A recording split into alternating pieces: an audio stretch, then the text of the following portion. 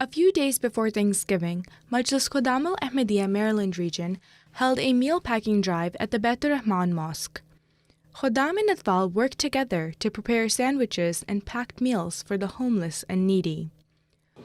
Yeah, making sandwiches, and we were packing them and adding things like fruit, like juice, and fruit snacks and chips along with them.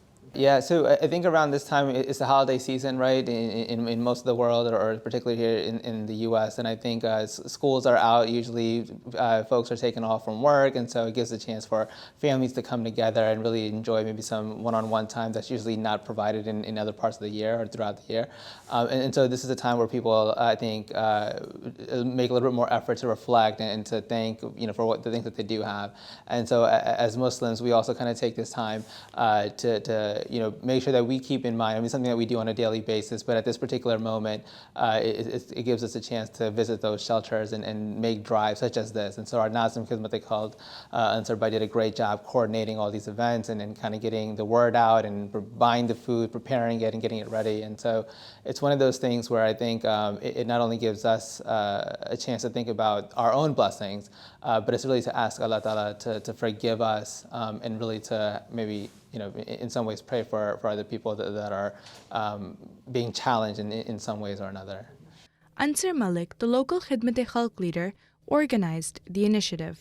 So we had kids from, I think, 6, 7 years old all the way to 30 and 40, almost 40 years old as well. So we had a broad turnout, and shukran alhamdulillah, everybody participated and everybody had fun, and I think it was a group effort and everybody did their part, and we were able to finish this on time, quite fast. By the grace of Allah, we had roughly 170 sandwiches, and goodie bags were created, about 170, 175.